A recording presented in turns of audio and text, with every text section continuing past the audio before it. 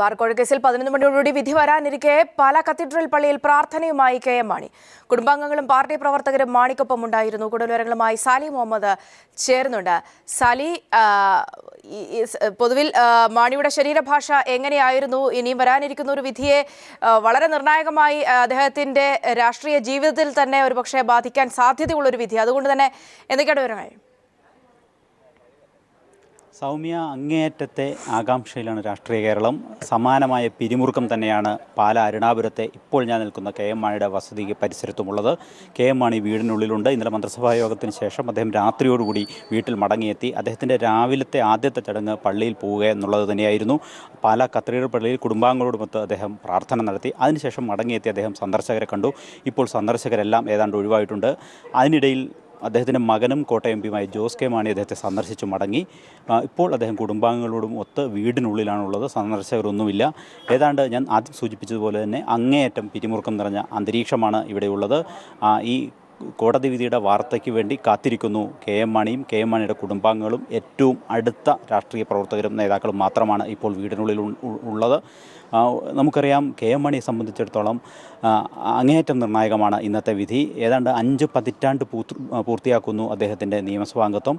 അപ്പോൾ ഏതാണ്ട് പതിറ്റാണ്ടുകൾ നീണ്ട പൊതുപ്രവർത്തനത്തിൽ ഇടയിൽ ഏറ്റവും സങ്കീർണമായൊരു കാലഘട്ടത്തിലൂടെ കെ.എം. മാണി കടന്നു പോകുന്നു. ഇന്നത്തെ വിധി തുടരന്വേഷണത്തിന് നിർദ്ദേശം നൽകിക്കൊണ്ടുള്ളതാണെങ്കിൽ അത് സ്വാഭാവികമായും കെ.എം. മാണിയെ പ്രതിക്കൂട്ടിലാക്കുന്ന ഒരു തീരുമാനമാവും. അന്വേഷണം നടക്കും. കോടതി നിർദ്ദേശപ്രകാരം അന്വേഷണം നേരിടുന്ന ഒരു മന്ത്രി എങ്ങനെ മന്ത്രിസഭയിൽ തുടരും തുടങ്ങിയ ഒട്ടനവധി വിഷയങ്ങളുണ്ട്. അതിനിടയിലാണ് വരുന്ന തദ്ദേശ സ്വയംഭരണ സ്ഥാപനങ്ങളിലേക്ക് നടക്കുന്ന തെരഞ്ഞെടുപ്പിൽ അത് ഉണ്ടാക്കാനിടയുള്ള രാഷ്ട്രീയ പ്രത്യാഘാതം. അതൊക്കെ കൊണ്ട് തന്നെ അങ്ങേയറ്റത്തെ പിരിമുറുക്കം നിറഞ്ഞ, അങ്ങേയറ്റത്തെ ആകാംക്ഷ നിറഞ്ഞ അന്തരീക്ഷത്തിലാണ് കെ.എം. മാണിയുടെ വീടും പരിസരവും. ഏതാണ്ട് 11 മണിയോടുകൂടി വിധി വരും എന്ന പ്രതീക്ഷയിലാണ് ഇവർ ഉള്ളത്. വിധി പ്രതികൂലമാവില്ല എന്നാണ് പുറമേക്ക് കെ.എം. മാണിയുമായിട്ട് അടുത്ത വൃത്തങ്ങൾ, നമ്മൾ മാധ്യമപ്രവർത്തകരും ഒക്കെ ആയിട്ട് പ്രതീക്ഷ പങ്കുവെക്കുന്നത്. പക്ഷേ എങ്കിലും അങ്ങേയറ്റത്തെ ആകാംക്ഷയിലാണ് അവർ എന്ന് വളരെ വ്യക്തമാണ്, വളരെ പ്രകടമാണ് ഇവിടുത്തെ അന്തരീക്ഷം. ഇന്ന് കെ.എം. മാണിക്ക് കാര്യമായ പൊതുപരിപാടികളൊന്നും തന്നെ ഇല്ല. ഉച്ചയ്ക്ക് ശേഷം പാലായിലെ 1-2 തെരഞ്ഞെടുപ്പ് കമ്മിറ്റി യോഗങ്ങളിൽ മാത്രം പങ്കെടുക്കും എന്നാണ് മുൻപ് നിശ്ചയിച്ചൊരു പരിപാടി. വൈകിട്ട് ഒരു പക്ഷേ ചെങ്ങന്നൂർ ഒരു പൊതുപരിപാടി നിശ്ചയിച്ചിട്ടുണ്ട്. അതിനപ്പുറം ഒരു പരിപാടിയുമില്ല.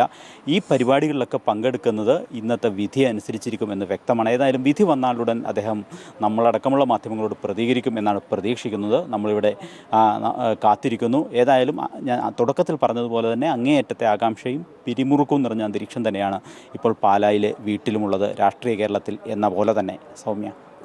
സാലി മുഹമ്മദാണ് വിവരങ്ങൾ നൽകിയത്. ആയാലും ബാർക്കോഴ കേസിൽ 11 മണിയോട് വിധി പറയും എന്നാണ് അറിയാൻ കഴിയുന്നത്. അതുണ്ടാക്കുന്ന ഒരു വലിയ രാഷ്ട്രീയ പ്രത്യാഘാതം വലുത് തന്നെയായിരിക്കും വിധി ഒരുപക്ഷെ മാണിക്ക് പ്രതികൂലമായാൽ. എന്തായാലും അതുമായി ബന്ധപ്പെട്ട റിപ്പോർട്ട് അല്പസമയത്തിനകം നമുക്ക് നമ്മളുടെ റിപ്പോർട്ടർ KG ദിനകർ നൽകും.